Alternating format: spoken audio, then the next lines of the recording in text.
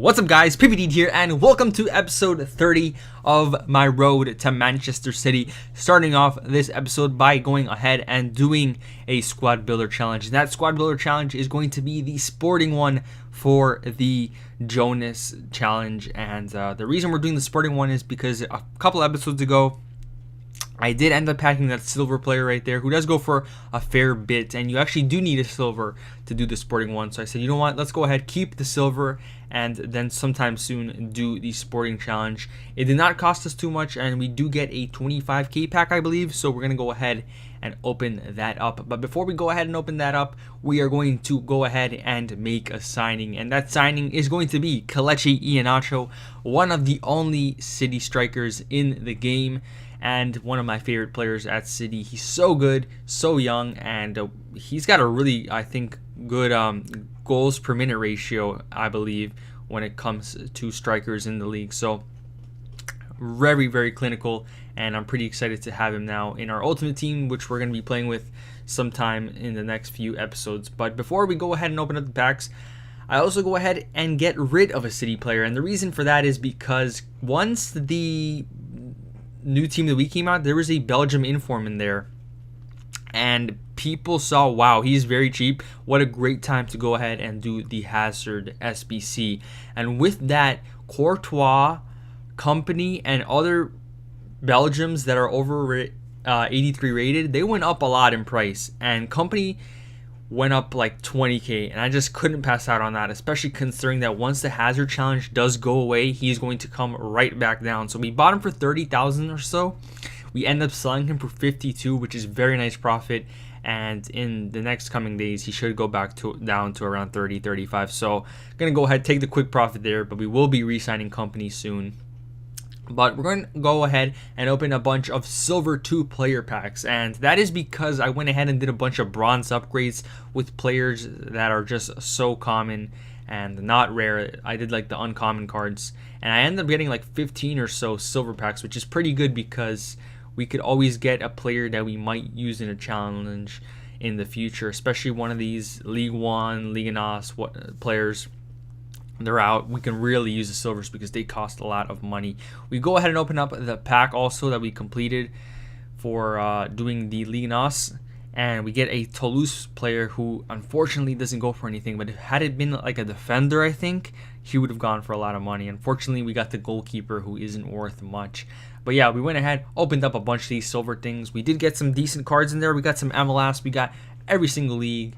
And it's always good to have these in the club because not only are they untradeable, but odds are they're going to be useful and they're going to cost a lot, and we won't have to worry about it because we already have them. So that is why I was pretty excited to open up these silver packs. But the reason I had so many bronze players was because I did actually, sometime during last episode, I did open up like 10,000 coins or so worth of bronze packs because bronze players were going for a lot throughout the Cyber Monday and Black Friday SBCs. So I wanted to see if I can pack some. I didn't end up getting anything great, but I did store a bunch of bronze players in the club, and that is why I managed to do so many of these bronze upgrade challenges to get these silver players. So that is pretty cool. And yeah, opening bronze packs has never been better, I don't think, because you get such a good amount of coins from that. If you guys watch a YouTuber like Nepenthes, I've mentioned him before, he has made a serious amount of money with the bronze pack method, and it kind of makes me wonder if I should do it more.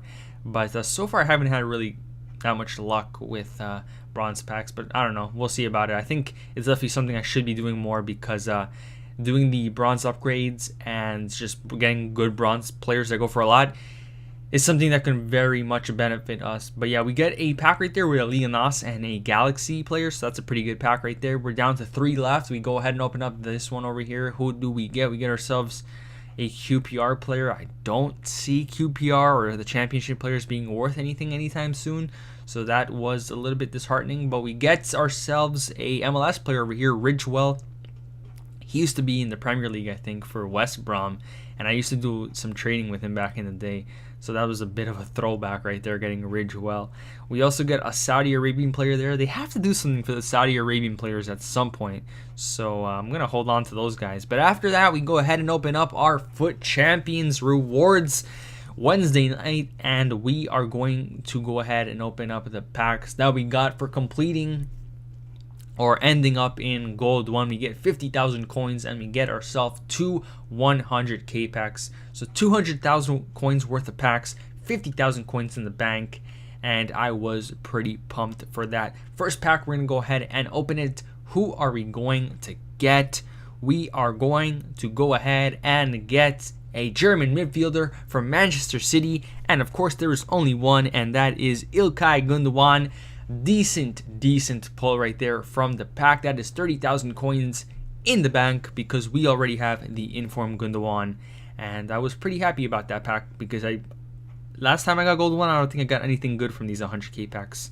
I think I may have gone on a walkout, but still, this was a pretty good pack. Second pack, who are we going to get? We get ourselves Hawides once again. Unfortunately, though, he doesn't go for anything anymore because the 83 and 84 players dropped in price due to the challenge going away. And we actually do end up getting a decent pull at the end of this pack that we have as a duplicate. And we've packed before, so you're going to see that in a second. And that was actually the best player in the pack, and it was in the duplicates, and he's worth more than Hawides, which is kind of funny, but it did get me excited when I saw him at the end of the pack. But I did have to get rid of some cards in the transfer list because when isn't my transfer list full? Go ahead and discard a couple of guys over here, which is heartbreaking to do, but we have to get rid of these cards over here. Go ahead, list of Ashley Williams, who still goes for a little bit, not too bad. And the player that I was talking about was Anthony Martial, 19,000 coins in the bank. Pretty good pull. We also get ourselves Clichy once again, but I do end up discarding him because I just don't have the room. And after that, we are going to go ahead and do another challenge, and this challenge is going to be the Legends Nations challenge, which came out today, Thursday. You guys are seeing this on Friday, but it came out on Thursday. Pretty easy challenge, not too difficult. The pack, I don't know how good it is. A premium gold players pack or something like that. I don't know, but the kit looks nice, so I went ahead and did it for that and the pack. Actually, I did it mainly for the pack because the kit doesn't really matter. It's still a nice kit though. But yeah, we didn't have to spend the coin on that, which is absolutely perfect. We also go ahead and do the new marquee matchups, only 3 this week, but the reward is a draft token, and I was pretty excited to complete this one. I did have to splash out for this SBC though over here because we had to buy a Spanish guy from Barcelona. I didn't have any in my club, and they flew up in price. Had to spend 6,000 coins, which is not exactly what you want to be spending, but the reward is a 45k pack, so I guess it is worth it. We also go ahead and do the Young Boys and Basel challenge, and we get Kallstrom in there. He was actually a legend last year in my trophy cabinet series because he scored a goal in the 120th minute that ended up continuing my streak. So it was a little bit sad to give away Kallstrom right there, but we kind of had to. Also go ahead and do the Roma and Lazio challenge over here, and we complete all 3 for not too many coins, and we get ourselves a draft token, which I wanted to get for a while on this series because we haven't ever done a draft, and I told myself the only way I would ever do a draft in this is if we packed one, and what do you know, we're gonna pack one now, so that is pretty exciting. Before we go ahead and open up those packs though, I do want to show you guys the transfer list over here. We do end up selling Gündoğan, we end up selling Company, we end up selling Martial. Another Basel player we sold right there who I just didn't need, and he was going for a decent amount, and that is why I went ahead and sent him to the transfer list and sold him. Something you guys are noticing though is that the badge did change. I will be rocking the Chapecoense badge for a while. I will also be rocking the kit. I just want to show my respects to the club, and it's just so tragic what happened, and it's never good when you see stuff like that happen, especially when it's something you can connect to a lot because of it being in football, and I love football, and it's just really heartbreaking to see people go through that. But that is why we will be rocking the badge and the kits for a while, so hopefully you guys don't mind me taking out the city kit. but we obviously still will be playing with the city players and stuff like that, but I just want to represent them a little bit.